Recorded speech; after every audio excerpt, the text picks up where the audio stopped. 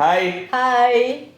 Today we wanted to talk about something that it might not seem very romantic, but it actually could be. And we are wondering what is the force, what is the energy, what are the things that help you navigate and push through difficult times? And I guess the most romanticized version, kind of like Disney-esque, would be, love carries us through. And I think love is one of the pillars for sure of what it is that carries you through when you don't have enough energy, or you're exhausted, or you're sick, or you're miserable, or you just don't have interest in trying really hard that day. But there's like a couple of key elements, and I think it's taken us quite a few years to really meet, I think, in that arena as well, and realize that that's what the value is. So for example, what is our team? What is the team that we've formed? What does it mean to us? What is our common vision? What is it that we're trying to do together? And what are we willing to invest to get there? Knowing after all these years how shitty it can be sometimes, how hard it could be sometimes, how sometimes, like we did in our last video that we published, well, it might be 2 weeks between these at this point, but about how you can dislike someone even when you love them. So I think it's really, there's a core force in a relationship that either has strength or it doesn't have strength, and it's like you're a candle, to it, also like a romantic term, but it's like your life force, the life force of this bond and this project and what we put into it and what we built, and it's almost like it exists between us as like a third entity, something that we're both in. It's interesting for me to hear you talk about this. Whenever I've thought about this, it's less passionate, I think.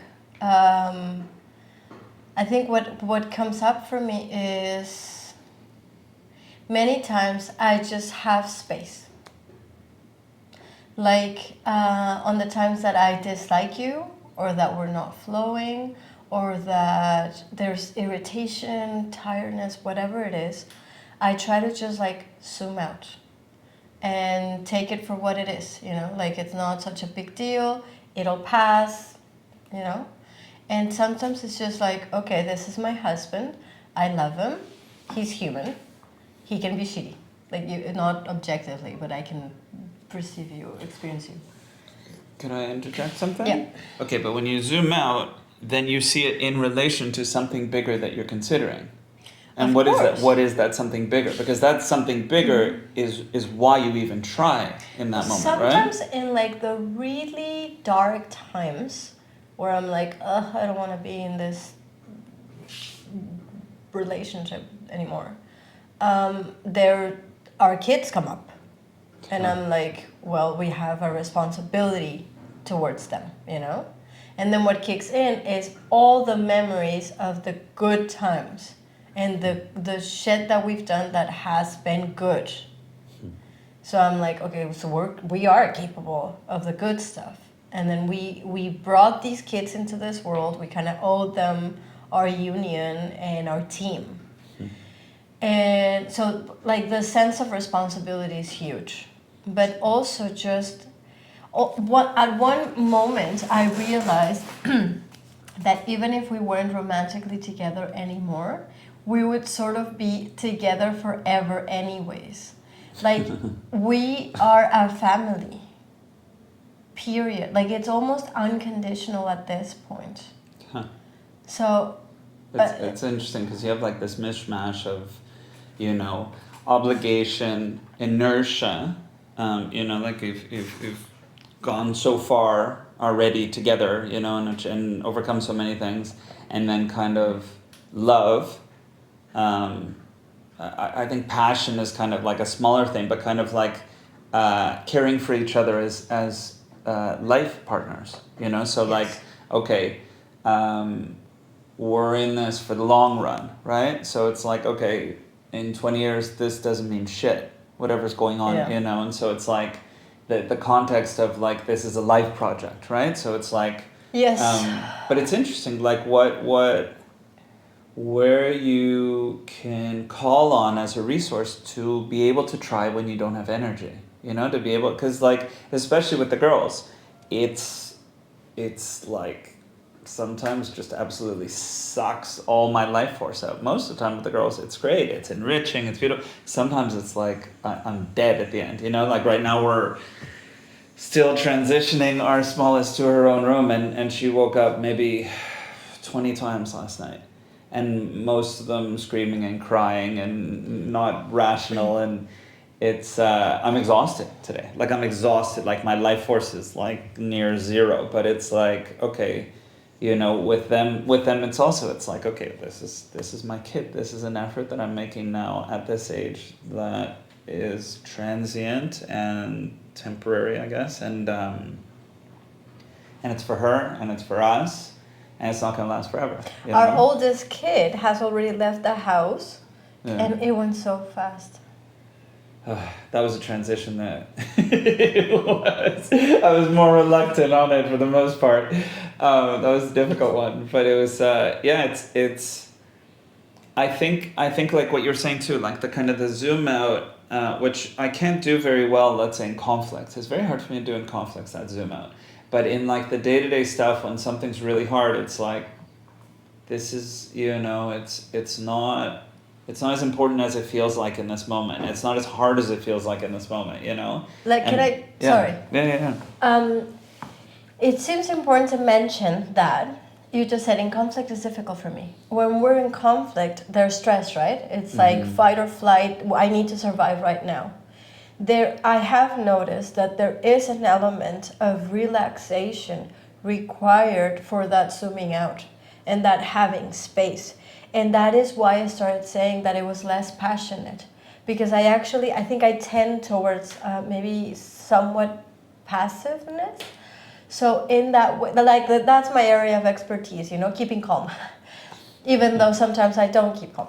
But there has to be some inner peace to be able to say, this is shit right now.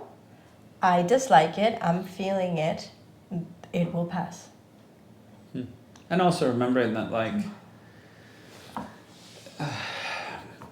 it's interesting, and then we can kind of wrap up too. There was this thing, I had heard it with respect to Gurdjieff, the philosopher, but the story goes that like his father was on his deathbed or something, and he gave him this like nugget of wisdom, and the nugget of wisdom was, no matter what you're feeling, especially if it's like really intense, passionate anger or despair or whatever, wait 24 hours before you do anything like an actionable moment. Give it 24 hours before. And it's really quite beautiful, that idea, you know, like I've noticed in almost every aspect of our life together, of our relationship, things in the moment are so fleeting and so short-lived, and they'll hijack me emotionally and intellectually. Sorry, this is the most important thing, and you know, fuck you, and I hate you, and you know, in that moment it's really seemingly really important, of utmost importance and urgency, but none of it hangs on, you know, like almost none of it hangs on. The stuff that feels that way never lasts, you know. It's gone in a few hours, it's gone in a few minutes, sometimes it's definitely gone in a day, you know. And so and it's been a very long path for me to kind of learn to question the inner narrator that's saying, oh, this is happening, and this is this importance, and this is this relevance, and da da da da, and to be like, what if you're full of shit right now? What if you're full of shit and I don't know why, and I don't know like where it's gonna go after, but maybe you're full of shit right now, like to myself, and I want to wait a sec and see what you say or what my voices are saying in like an hour, because in an hour they are saying something different,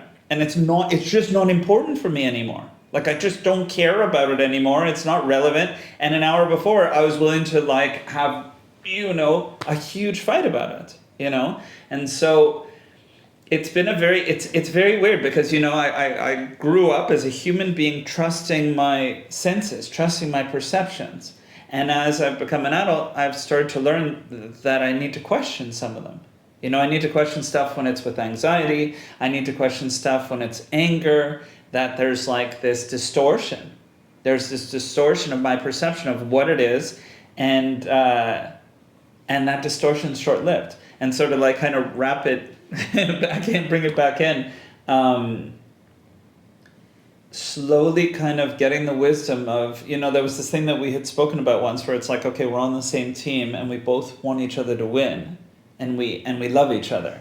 And those are three things that are really easy to lose sight of, And so it's like... With the ego. Yeah, and it's like, okay, so to kind of like come back to this answer, it's remembering that. It's remembering, oh, I care about you. You're someone I like. You're someone I want to be next to for a long period of time.